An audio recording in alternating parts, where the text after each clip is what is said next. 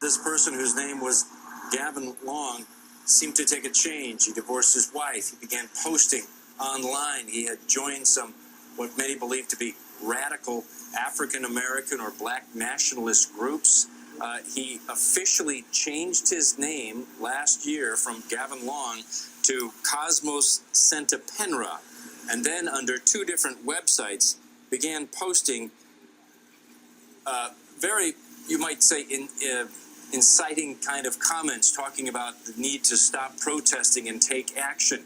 We're going to show you one of those YouTube videos that was recorded after the police killings that have raised so much concern in the United States. And this is what this person under the name Cosmo was posting on his YouTube. No words. He can't understand words, I promise you. He doesn't understand protest. If y'all want to keep protesting, do that. But for the serious ones, the real ones, the alpha ones, we know what it's going to take. It's only fighting back or money. That's all they care about. Revenue and blood. Revenue and blood. Shortly after 4 p.m. yesterday afternoon, Monday, July 18th, 2016, I was contacted by CNN editorial researcher Bill Hinkle, producer for Dr. Drew, On Call HNL, informing me that in view of the most recent killings of law enforcement officials, he was conducting research to acquire information on Moors due to an assailant, I suspect he was speaking of Gavin Long, having identified himself as being a Washita Moor.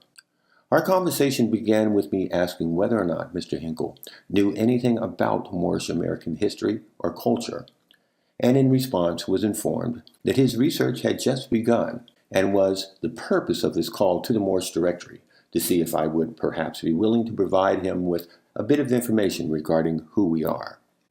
After informing Mr. Hinkle that we, the Moors, as a general rule of thumb, make it our practice not to embroil ourselves in public controversy, I informed CNN I would be pleased to assist in providing whatever general information I could to ensure that the network was in possession of the facts clarifying who we are.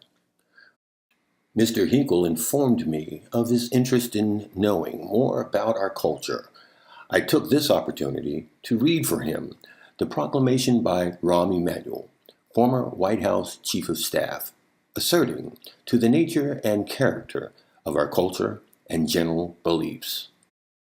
After reading the proclamation in full, Mr. Hinckley said there would most likely not be enough time for a historical overview, and moved on to ask if I might provide the Moorish Directory's opinion on the Black Lives Matter movement's position, which afforded me the opportunity to explain that Moors do not in any manner accept the term Black or African American as correctly representative of us, because we recognize the terms such as Black and African American as being meaningless brands which in no manner identify correctly any group of people, and further stated that we, the Moors, associate ourselves rightfully with our indigenous and aboriginal national history, not colors or other derogatory misnomers coined by individuals such as Jesse Jackson and those who do not speak for us.